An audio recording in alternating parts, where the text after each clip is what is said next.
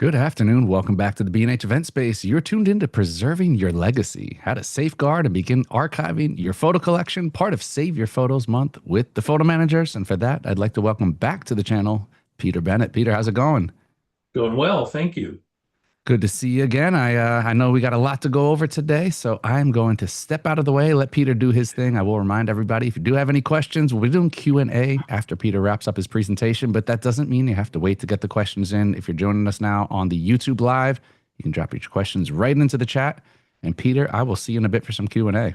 Thank you, Derek. I'm going to share my screen here and get started and put that on full screen. There we go. I hope everyone can see that okay. Looks good. My name is Peter Bennett. My company is Photo Flow Solutions, and we're doing this in partnership with an organization I'm part of called the Photo Managers, which we're basically people who help others with photo organizing, archiving, and kind of image-related services, mostly around family photos. But I'm going to also talk from the perspective of being a professional photographer for all of my career, and kind of get started here. I did just want to take a moment and acknowledge this was a friend of mine, Captain Patty Brown, who was captain of Ladder Company 3 and was making his way up the North Tower with his company when he perished. And I just always feel today to acknowledge this. And yeah. So this talk was originally done after the fires we had here in Los Angeles in last January, which was an amazingly insane, catastrophic event. I can't even describe it.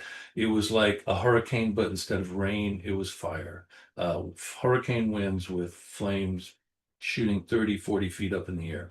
So I did this talk for the school I teach out here, Los Angeles Center of Photography, because a lot of people not only lost their homes, but they lost a lot of their family photos, and a lot of artists and photographers lost their life's work. It just seemed, heartbreak on top of heartbreak.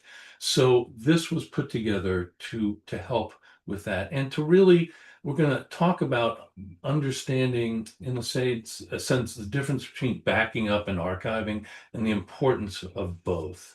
Archiving, a backup is a system you set up to safeguard the digital assets you have today. And archiving are the steps you take to preserve and pass things on for the future. We're going to start with backing up. How to safely back up your current photo catalog and image collection, and how to archive and preserve your photo legacy for the future. So first, we're going to talk about backup services and kind of make some distinctions between how they work, because there's a lot of misunderstanding. We're going to start with cloud sync platforms. And sometimes when I work with a client, I'll ask them, the first thing I always ask is, are you properly backed up? Do you have some kind of system in place? And they'll go, well, I use iCloud or Dropbox. And I'm like, that's good, but it's not a backup system. And so let's kind of talk about that and what that means. It's best described like a folder. If you have a folder for iCloud or Dropbox or any one of those I've listed, it's like a magic folder on your computer. Whatever you move into that folder also gets synced to that cloud platform as well. So the file exists both on your computer and takes up storage space, as well as on the cloud platform. It's synced. It's not really backing up, it's syncing it. If you delete it from your computer, it gets deleted from the cloud platform, and that's really important to understand.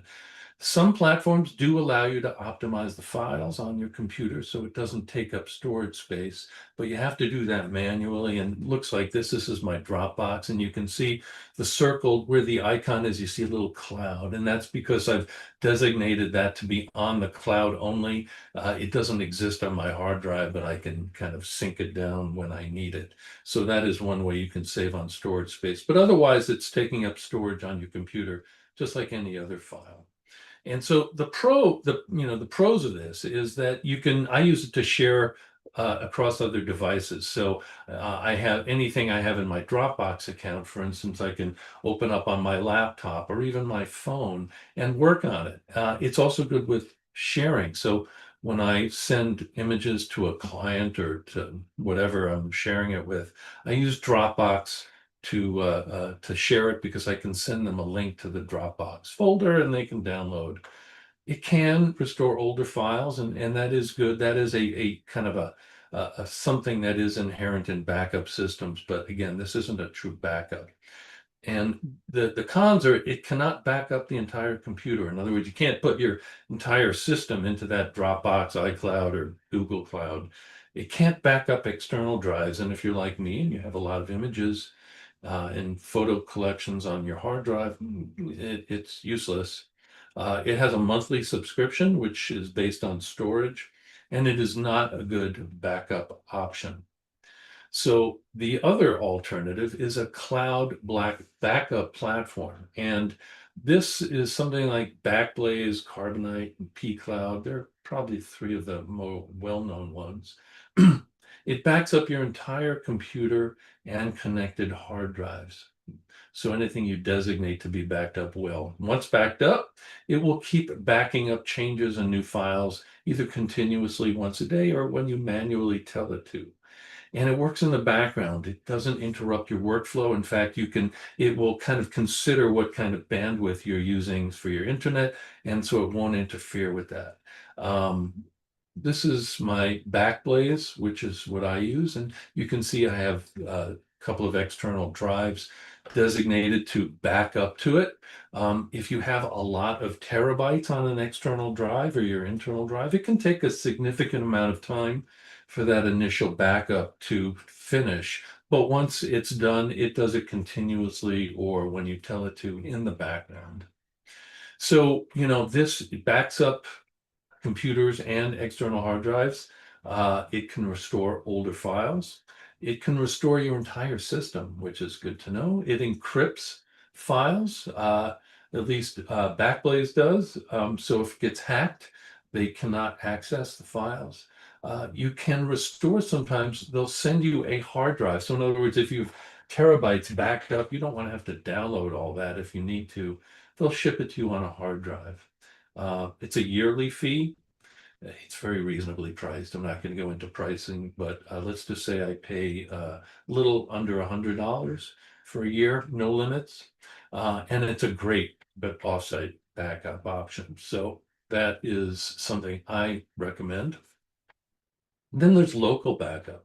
So Time Machine on Mac is a utility, File History is a utility on Windows, and then there's third-party software you can purchase as well. And they back up your entire computer and connected hard drives.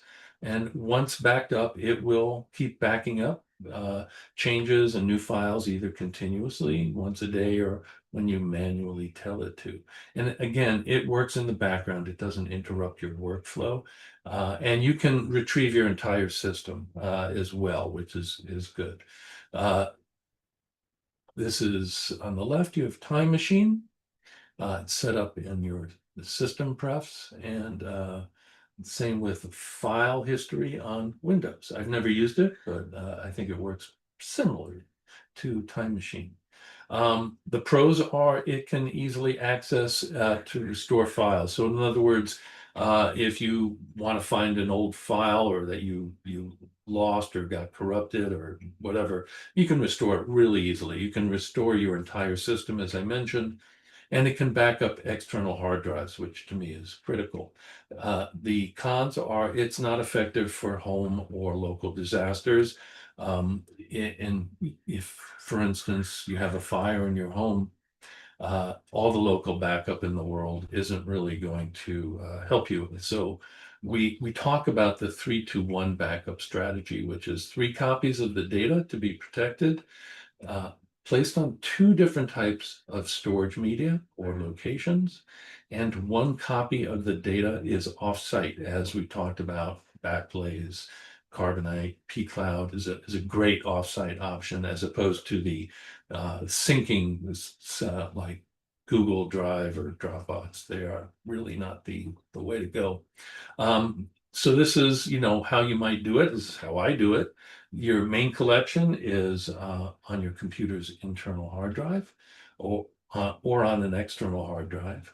Local backup to an external hard drive using Time Machine, file history, or third-party software. And offsite backup to something like Backblaze, Carbonite, pCloud. That accounts for the 3-2-1. And I swear, when I finally started backing up offsite to Backblaze, I did sleep better at night because I knew that I was always at risk. And I highly recommend incorporating this. And people say, well, if you have to do one or the other, I would recommend offsite backup to a cloud platform because, as I said, all the local backup in the world is not going to protect you for a home disaster, a fire, a flood, or something along those lines. So that is what backup is. But now let's talk about going forward. So I'm addressing this in two ways. Uh, I work a lot with people with their family photo collection, but I also work with professionals. And, so we're going to talk about their body of work. And this is everything that I talk about is something I've done because I have an extensive family photo collection. My grandfather was a studio photographer. He had a photo studio on the Brighton Beach boardwalk right there. On the boardwalk, people used to walk in, have their photos taken. And as a result, I kind of grew up in a photo studio. I was, the point is we have a lot of family photos. My father was a photographer. So it was really important to preserve those collections and the history behind them. We'll talk about that. And then I had a creative body of work from my career as a professional photographer. And, to me, and this is what I talked about last year on this talk was the at a certain age, it became, my legacy was both my family photos and my professional work. So we're going to go a little bit more in depth, but basically a family photo collection, you don't want to pass on everything. No one wants it, right? So, I have people who have like 100,000 photos in their Google Photos or Apple Photos. If you have children and you tried to give them that, they'd look at you like you're out of your mind. No one wants it because it's something that you've put together. You know what's on there. It's for you. It's like a library. You go there to get the things you want to do with your photos, but it's not something to pass on. No one will know what it is, and no one's going to want to deal with that kind of numbers. So you want to create a curated, what I call legacy collection of the most important images, letters, documents, video, film, basically your family history. And you can include family timelines and trees. And the thought behind it would be what photos, videos, and other items tell the most engaging stories and family history. And we'll kind of circle back to this in a little bit, talk a little more about it. Professionally, you want to think about what subjects or projects in your collection have enduring value. So, if you've been a photographer your career, or just a creative photographer, fine art photographer, someone just enjoys it, but takes it seriously, and their work encompasses maybe a number of different subjects and projects. You want to think in those terms, unless you are somebody who has kind of a broad kind of respect and renown within the photographic community. Your entire collection is not something you want to think about passing on. But you can think of it in terms of the projects and subjects that might have value for the future. And included in that, what might be of historical, educational, or personal interest. I took pictures in the 1980s, and I was just taking pictures of, and I'll show you them later, of the East Village where I was living, near where I grew up. I did not think these would have historical value. because you don't really see 20, 30, 40 years into the future. Now they're of great interest because they capture a time and a place that is special and people want to learn about and see pictures of. But, as a 20-year-old, this did not even occur to me. I tell my younger students, think in those terms. But, if you have pictures that fall under that kind of auspice, then, you think about preserving them, and we'll talk about what you can do with it as well. What represents your career and vision most effectively? And I think, when you look at your work, like, what is the work that you want people to remember you by, that you would want them to look at and go, oh, this is so and so's work. I think that's an important way to kind of think about our work, and it's probably something we should think about all the time, not just in terms of archiving and legacy. So these are the steps for archiving, and we'll go through them: collecting, digitizing, curating, creating, archiving, and succession. Let's kind of drill down into that. So collecting, you want to create a list of all the potential storage locations, and we're talking analog and digital if you have analog. So you can gather your work from the various locations, boxes, put photos, old prints in boxes, sometimes file cabinets. My old slide sheets were in file cabinets. Some were in metal boxes, these Logan boxes. And then digitally, computers, obviously, external hard drives, cloud platforms. But you could make a whole list of, old SD cards, old cameras, old phones. The list goes on and on. You want to compile that list. It's important because you want to make sure you get everything, or at least can account for everything. Then we go to the digitizing phase, where you're going to take, if you have, film and negatives, prints, slides, you want to scan them. But, people, and I do this as a service, people are like, I don't want to scan everything. And of course you shouldn't. You should curate it, as I keep alluding to, because you don't want to pay for scanning everything. And there's a process ahead of which, when you curate what you're going to scan, you're kind of organizing it, and which is also important for the scanning process. In other words, you don't want to get back, 1,000 scans of files and then have to organize it. So curating it ahead of time is always a better idea, and cull it down so that you're really scanning and digitizing the important things, or at least to begin with. This could be under the heading of where do you start. Photographers can begin with those specific projects or bodies of work with the most archival value, kind of based on that criteria I just mentioned in the previous slide. And then curating, once things are digitized, then you have kind of a digital collection of your scanned images and your kind of native digital images. And you want to bring it into some kind of organizing software, like Adobe Lightroom is what I personally use. Apple Photos does a pretty good job. Even Adobe Bridge, which is free. People say, well, what can I use?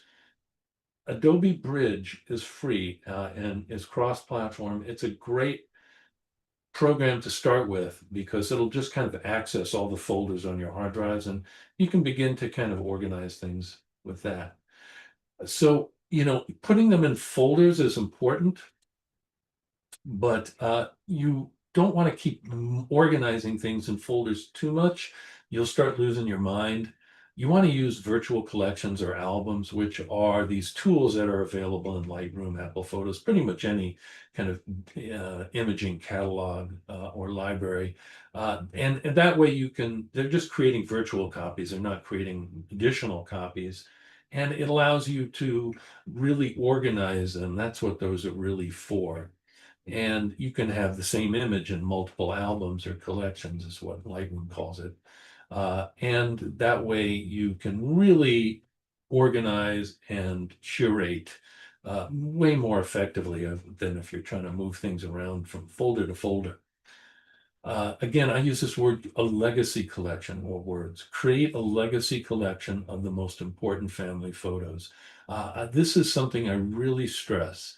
Again, you cannot pass on everything, but if you organize it in a way that is presentable, and we'll talk a little more about it again, and you have something that, if you think of what people will want, that should be a criteria. And I use this example in kind of a humbling fashion.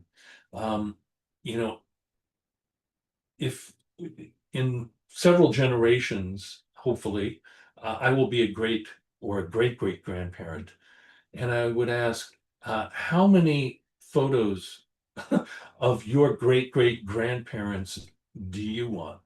Well, if that's going to be you down the road, uh, consider that, because if there's 1,000 pictures of you and 20 pictures of your parents, they're going to go, well, who's this person? Why do they get to have 1,000 photos? So it's a humbling process, but keep it in mind, you're telling a story of your family, and you are a part of it, but not necessarily a greater part of it, just because you can take more photos than anybody's ever taken ever, because of the digital, capabilities. So again, I just use that as an example.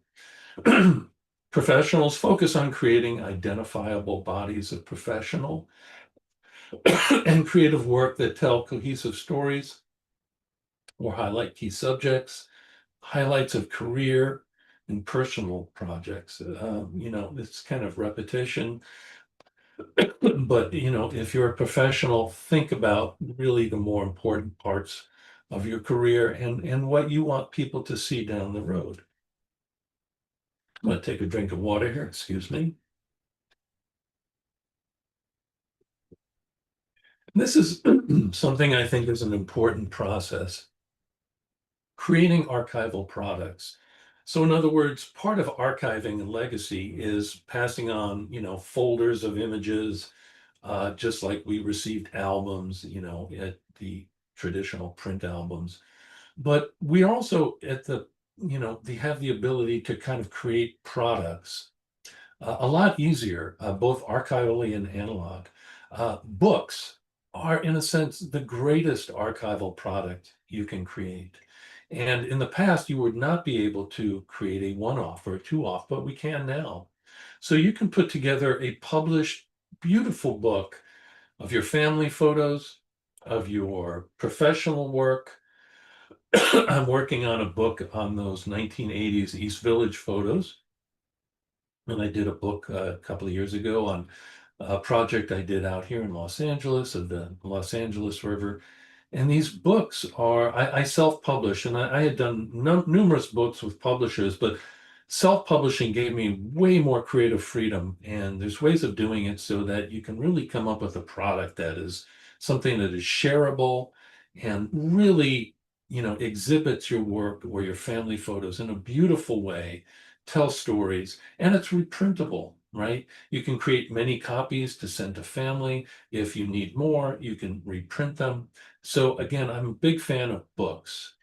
And I know a lot of, professional photographers who've reached, the end of their career. And it's really important for archiving and legacy that they're creating these books to really showcase their work. And I think it's an important thing to consider and an easy option to actually pursue.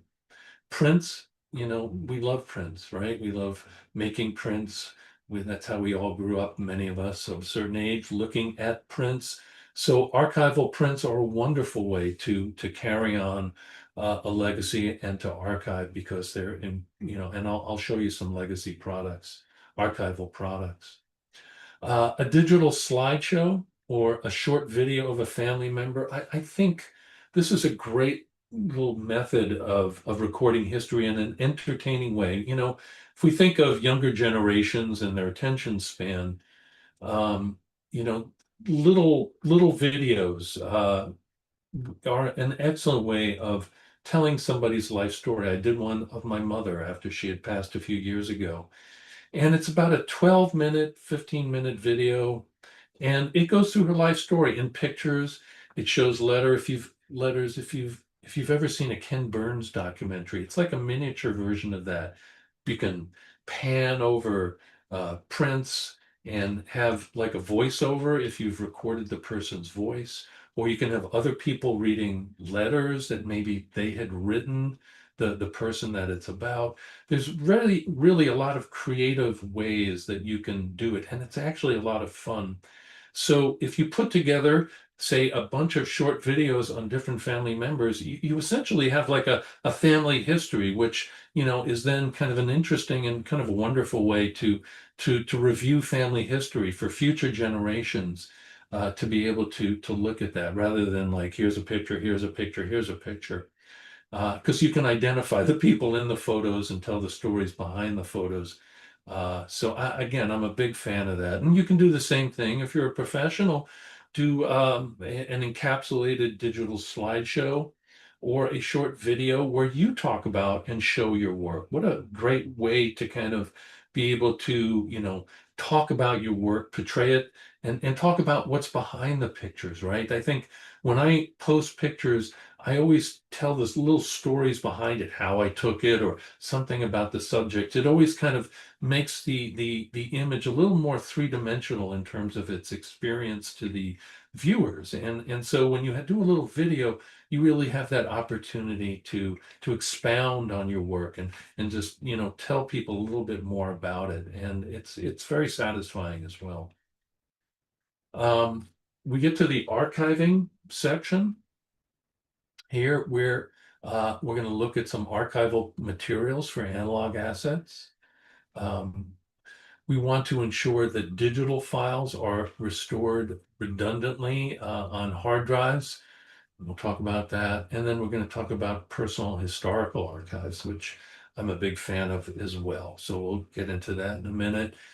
And then succession, we'll talk more about this on another slide as well. But essentially, there's something called the legacy contact, which is usually a family member to help manage your archive and to kind of continue the archiving process of your family once you have passed or once you have become infirmed or incapable. And then I'm going to talk about placing, if you're a professional or somebody who has significant works, important works, and I talked about the historical context of images, maybe from the past, and their interest in current day to historical or institutional archives, and I'll talk about my experience with that. What is the best archival method? Well, this is a little bit of a glib answer, but there's a lot of truth to it. These are some petroglyphs I found in Sequoia. So these pictures have been on this cave wall for thousands of years. So in a sense, this truly is the most archival way of preserving, but obviously not something that we're going to be able to do. But it's just something to keep in mind. We have for analog archiving products and containers that have been used for years because analog archiving has been available to us and only gotten better. Excuse me. And I'll show you those products. But if we consider the benchmark for archiving of at least 100 years, well, these products are perfectly capable of doing it. You want to create a finding aid, which is an inventory of the archival containers and summary of the contents. And each container should have a more detailed description of the contents. In other words, if you're going to archive, like, who has like looked at old photos your family had and gone, I wish I knew who these people were. Well, a finding aid kind of tells specifically what is going on in the photo, who's there in it, and where it's taken and when, so that there is no questions, because there's nothing worse than not knowing what's in a photo that looks really interesting. Um, these are some of the archival containers that my friends at Archival Methods sell. And you can see they come in a variety of shapes and sizes and uses. These are for prints. These are for slides and negatives. And then for documents and letters. And it's really important. I came across some letters from my grandparents, and it was amazing insight into their family, our family history, and how it pertained to photos that I had had and really didn't necessarily understand what I was looking at. So, there's information that if you're, say, the family historian, you can piece together. It becomes quite an addictive process once you kind of delve into your family history and pull out documents. And I've sourced a lot of documents online uh, from different online platforms. Of course, we're familiar with Ancestry.com, which is a pay for. If you want a free genealogy site, it's the biggest repository in the world, I believe. It's called Family Search.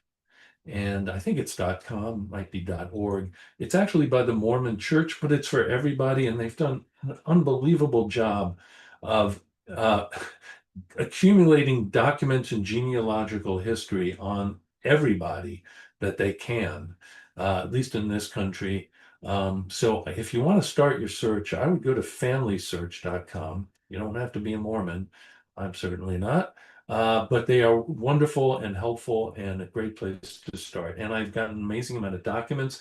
If you want to kind of search more, you can go to the pay platforms. And what I do is I get like a 1 month subscription, and I download the heck out of everything I can, and then I end my subscription, and I have gotten an amazing amount of documents that way. So and then if you have physical documents, please scan them, as they are fragile and, of course, can be lost in fires and floods. Digital archiving is a little different, right? There is no most of the digital archiving that has gone on is on the institutional or organizational level.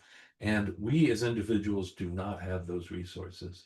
So what can we do? Well, I've come up with the best plan that I can for my own archiving. And, all we have available, I'm going to talk about online platforms, but external hard drives is where I put those folders of digitized images and native images in folders that have been curated, that legacy collection that I refer to. I put it on there, and I put those those digital products that I talked about, like short videos and so on and so forth. And they go on a hard drive, and that hard drive goes in with a finding aid, which I talk about there, with a description of its contents. And it's important that the hard drive is kept connected. So I have to keep current with new ports and plugs, USB-C. I don't know if there'll be a USB-D, but what I'm saying. You need to keep those adapters with the hard drives that you're trying to archive. You want to keep it local for access, because you'll be adding to it because your family history is continuing. Keep the storage in a cool and dry place. Keep current on new technologies. So whatever comes after hard drives, whatever that looks like, it needs to be ported, to be migrated to that. And you want to keep a redundant drive, so that if that and when that drive fails, it's more of a when, you have a new drive to swap out and continue the archiving process. Keeping a finding aid. And then we're going to talk about legacy contacts, because obviously you cannot archive something past, or, continue to archive something past your lifetime. You need somebody to take it over. We'll talk about that in a second. Historical archives and personal archives. So historical archives are museums, institutions, historical societies that may have interest in subjects. So that you've photographed as professional, as a hobbyist, whatever. Again, understanding the context of when we take our pictures sometimes may not happen until we're kind of older, but it's worth a visit to look at your subjects or maybe photos that have been passed down to you from other family members that might have value. So I am currently in talks with the Museum of the City of New York for adding my East Village photos to their collection. I had a lot of photos of the LA River, and that's gone into a digital archive. And then I grew up in Greenwich Village, and my work is eventually going to go into the Greenwich Village Historical Society. It's a little bit different name than I just said, but essentially it will live on and be accessible to others for entertainment and educational purposes. And it's really nice to know that our images can live on past us, right? Especially if we've put, an effort and a lot of meaning into our work. We want it to kind of, if you look at photographers like Vivian Mayer, and it's by a miracle that her work was discovered. If you think about all the photographers out there whose life work may never be found, may be sitting, on a hard drive or in a closet. It's something to think about. We want to get that work out there. And then there's personal historical archives, permanent.org and forever.com. And these are very unique. And this is my permanent.org archive. What I've done is I created an account, and within that account, I can have archives for family members, or this is my East Village work. And the way it works is not on a subscription model, which is what makes it unique. And you can tell by the name, permanent.org and forever.com, they're a little bit different. You pay a one-time fee, and that goes into, in this case, an endowment, which pays for its perpetual storage. Now, of course, this is all theoretical, and if all goes well, this will last 100 or more years. No guarantee, but I'm kind of putting all my eggs in different baskets and seeing what works. So I do my own hard drive archiving. I put it into historical archives beyond myself. And then this is what I call a personal historical archive. And I have absolute control over it. So this is my East Village work, and it has albums. I can write text. I can have timelines. They're pretty, in-depth sites. And each archive I can put in quite a bit of information. This was for my grandfather, who was the photographer on the Coney Island Brighton Beach Boardwalk.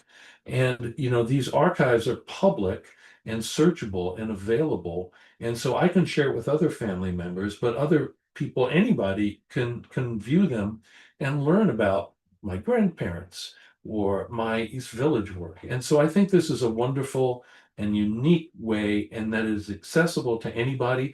And I will tell you, it's extremely reasonably priced. I'm just going to go back here.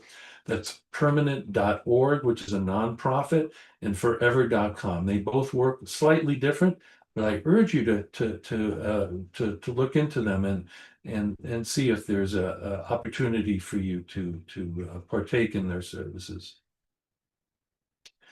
This is permanent.org. This is a legacy contact where I have somebody designated once I've passed who will activate my legacy plan, which is something I have with permanent.org. And basically it just says, leave my archives available and open to the public. And but this mechanism is in place because it really is all about succession and true archiving. And to talk about a legacy contact, somebody who should hopefully be in your family. If you're a professional photographer, you may have somebody who is designated to deal with your archive. And for, really well-known and renowned photographers, they often have somebody who is kind of their executor, so to speak.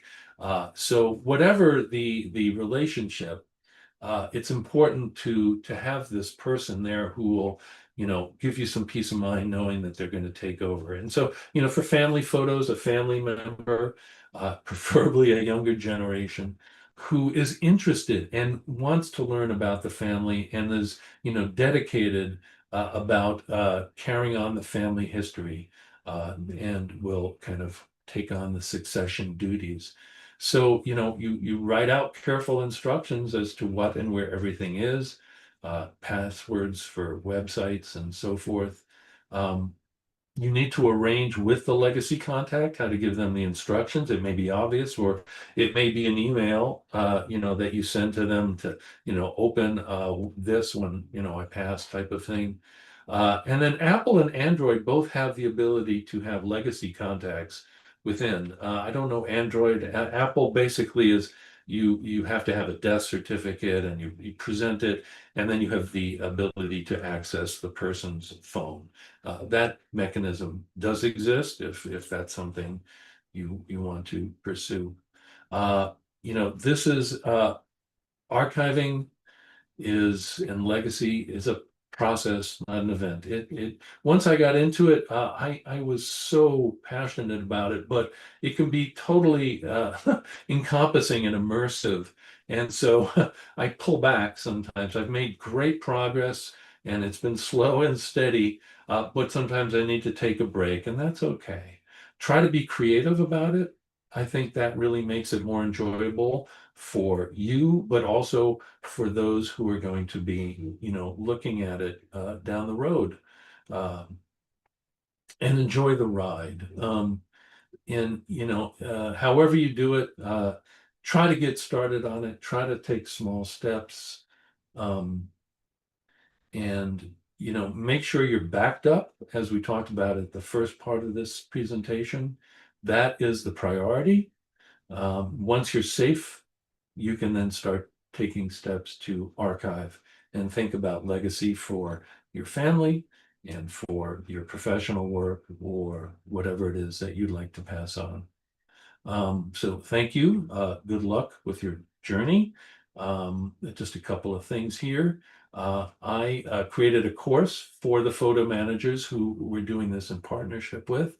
It's a really encompassing, in-depth course. It goes through a lot of what I talked about, but way more in-depth and step by step.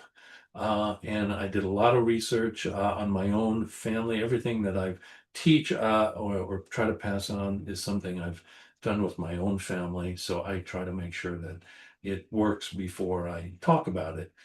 So that QR code will take you to the course. Hope that is helpful and you enjoy that. And then the photo managers, this is Save Your Photos Month. It used to be Save Your Photos Day. Now we're up to a month. The photo managers are hosting something called Memory Keepers Live. It's a summit to protect your family photos. That's going to be Saturday, September 27th. It's a one-day virtual event filled with expert-led workshops, inspiring stories, and practical tools to help you organize and digitize your photos, preserve your family's visual legacy, and prepare for life's unpredictable moments. Well, I could use that. Registration is just $79 and includes access to all recordings. So if you've been trying to get started, maybe this is a good and helpful way to do it. And I think we kind of came in exactly on time. I'm really happy to say that. I think we're going to have a Q&A. I'm going to stop sharing. I don't know why my mouse isn't working. There we go. There you go. Look at Uh, that. You hit the nail on the head, Peter. You said 45 minutes right there on the there you dot. go. A little fast talking, and you get there.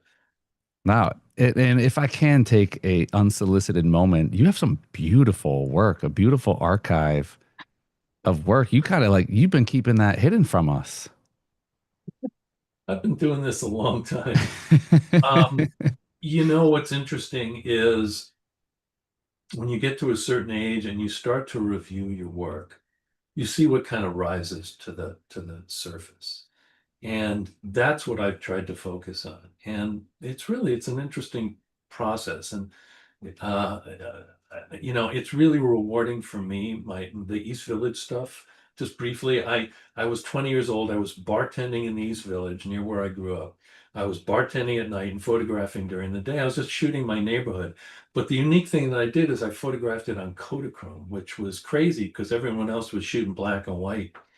And so I have, I discovered these hundreds of Kodachromes from the 1980s in the East Village, which is a unique and colorful, to say the least, place. And so there is that renewed in its history. And I'm really, it's just so rewarding to get it out there and see people's responses. So I urge everyone to kind of see what they have. You never know. It took me years to find that stuff. I literally found stuff in shoeboxes. Yeah, I mean, that kind of, I was going to say it's off topic, but it's not really off topic because it kind of fits this whole idea of we archive our work to pass it on, to look back at it, to reflect, to remember what was. I got to ask you one burning question before we get back to the real topic, but how many of your images in looking back were moments that at the time you were just like, okay, I'm just capturing, what's going on here. You weren't really think of it as, oh, wow, this is, 30 years from now, this is going to be a shot that I'm going to look back and people are going to say, wow. Because I think it's so important for when people take photos now, it's something I talk about ad nauseum that you kind of have to look out, especially when you're documenting the streets and city life and how things change. You have to kind of look at it where, this might seem like a pretty pedestrian, mundane moment, but 30 years from now, the value is going to be in the time that we are away from the moment. Yeah, it's such a great question, and it's something I can't stress hard enough. I teach photography at Los Angeles Center of Photography out here. I tell my students all the time, benefiting from my own realization about this, that you have no idea. You think what you're living in is going to be forever. And you have no understanding that you might be living in a very unique moment, place, time, whatever, and capture it with that in mind. Like always, keep in mind that you're documenting something, portraying something, and that you are the filter for the future, in a sense, of what is there. When I took those pictures in my neighborhood, I was just taking pictures of my neighborhood. I thought it would be like that forever. How crazy.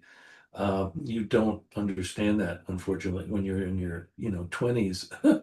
But, if you understand it, if you can hear me say it or you say it or somebody else today, it will impart at least that, realization that there is an approach to take that may be unique and opportunistic, in the sense that you're going to capture something which will have value historically and culturally. When I talk about preserving legacy, and then I'll stop being long-winded, I think we are, in a sense, contributing to our greater historical collective, in the sense that it's even more in danger now because traditionally we viewed and access history through printed photographs, documents, letters. We're not doing that anymore. So digitally is how we're recording history and culture and so forth. And there's a great risk to that being lost. So whatever you can contribute to capturing that and passing it on in whatever way, shape, or form, be it your family history, and I have a very interesting family history, or your professional work, do it because you're really adding value to the future and to what people will be able to look back on and understand what was going on. Wow, fascinating take. I'll stop going tangential, everyone. I promise. I'll get back to the topic at hand. We did have some questions already come in. Dan wants to know any recommendations for scanning transparencies, whether it's film scan or digital format on a slide copy or et cetera, and also what format for storing these images in. Yeah, it's a great question. So I had high-end scanners that I scanned my slides on, negatives, for years. I got rid of them all. It's all camera scanning for now. Not prints, but negatives and slides. I have a camera set up. It's really easy. I'd pull it out if it didn't take too long. I just have a digital capture with a light box. I used to do that slide duping for professionals back in the 80s and myself. And it's just a technique that will not only, simplify, but also the quality is amazing. So in other words, those Kodachromes that I had scanned on a scanner, I rescanned with a camera because I was able to pull out shadow details and hold down highlights and get a broad, beautiful tonality range with a camera scan on those Kodachromes that I couldn't even come close to with even a high-end scanner. So I totally recommend that. There's a lot of products out there. My friend Eric Joseph, he works, I wish I could give the name of his company, but they sell basically camera scanning. If I remember, yeah, I'll blurt it out. But whatever you do, that's a great way of doing it. And the quality is amazing. And it's so much faster, so much faster. So yeah, Yeah, it's funny the way that we've come around on that. It's like we used to yeah. think, I personally, I used to think scanning was it. And I'm like, camera, why would I want to take an image? And then you think about it, and it's like, well, it's really what you're doing with a scanner. You're just making a reproduction of it. There's no secret sauce in a scanner. And with No. as advanced as cameras are now, it's And the to the second part of the question, I forgot. I capture it as a raw file or a DNG file okay. because then I can go in and really bring out those details. In other words, I have a scan that's essentially a raw file, which is, gives me a kind of infinite, not infinite, but just a broad A lot range of of latitude. options for processing it, as opposed to capturing it as a TIFF or a JPEG. So that is, to me, that one of the greatest benefits of camera scanning is capturing it as a raw or DNG file. Yeah. Now, if they are using scanners, and the other thing I thought about, yeah, was speed. It is much quicker. I remember I used to scan mine, and it was zzz, all the way across, and it's back. It takes forever. And so what I started doing because of that is I was making lower resolution scans because I didn't have the time to sit there and do the high res where it's going even slower. Is there, or have you found in your experience a sweet spot for the people who are scanning? Is there a resolution, or even with taking the images, do you need the ultimate high resolution, or is it like, hey, I can get away with this size or this resolution? Well, now you can scan with your phone, right?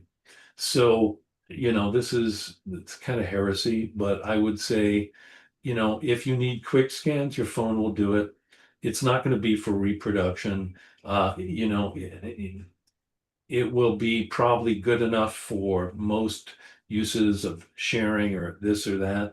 But I like to pass on, for archival purposes, higher quality images. So, I talked about a legacy collection, and this is something I talk about all the time, the importance of a curated, and it doesn't have to be thousands, it doesn't even have to be hundreds, it could be dozens, because really, again, who's going to want to look at all those pictures?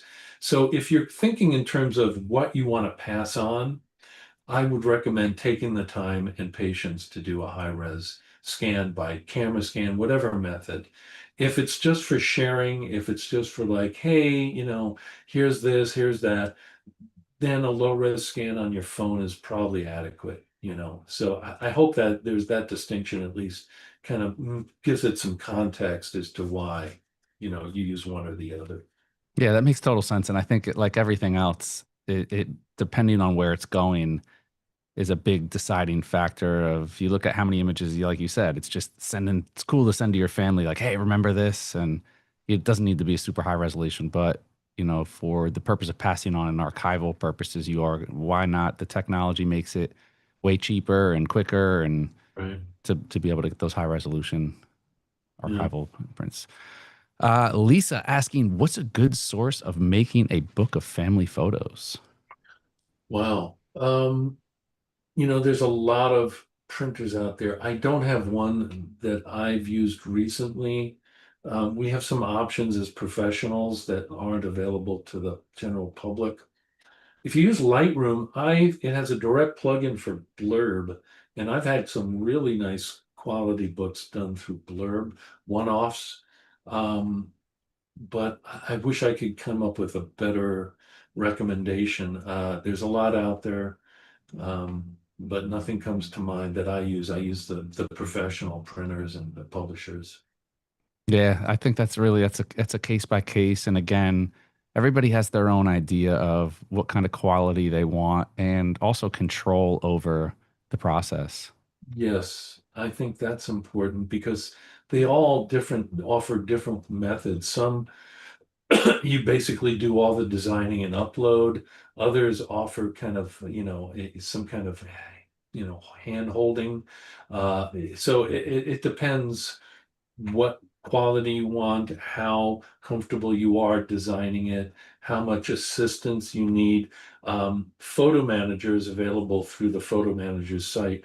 A lot of them are available to do that. So a lot of people hire photo managers to help them curate and design and publish the book. Obviously that's going to be more costly than doing it oneself, but again, it depends on what you want and the quality you want. Yeah, definitely. That's a great point too. I know a lot of the professionals that I talk to who have ventured into the publishing world. That's the same way that we invest in going to workshops to become better photographers. That's an investment in and of itself, is hiring professionals who can, even if it's culling or sequencing your book, it's worth the money. If you're going to go and you really want something that is true to you and you don't have the ability to do it on your own, there's a lot of super talented, super creative people out there. But for those who might not be or who don't have the time, it's an investment. And I think it's a Yeah. worthy investment. I think it's a worthy investment. It's one of the more important things we do, right? It's the thing we're leaving. Yeah. Everything else, you can't take it with you. But often as editors, whether we're professionals or family photos, we're sometimes not the greatest editors of our own work, right? We have too much kind of, emotional attachment to Yeah. this or that. Whereas a third party can look at a story and it's whether it's too much or too little or just right, they can find that sweet spot. Editing photos, I think of a photo as like a sentence. Too many sentences, it's too boring. Too few sentences, it's not understood. Finding that right spot and sometimes having a third party in there to kind of help you, with your editing as a writer would, is not a bad idea. I love that. Love that. Peter, great having you on again. You have such a good outlook. I wish we could sit here all afternoon and talk shop. I might have to move out to LA and study under you. Well, I'll look you up when I'm in New York again. Okay. There we go. We'll link up, grab a coffee, and we'll talk East Village. Sounds Uh, good. Huge thank you again to Peter, and of course, photo managers for this wonderful month of content. And to all of our viewers out there, we can't do it without you guys. A huge thank you to you for tuning in. Once again, if you are in the tri-state area, we're back to in-person programming. Come check us out in the new event space inside the Superstore on the corner of 34th and 9th. That being said, another edition of the B&H Virtual Event Space now in the books. Catch y'all next time.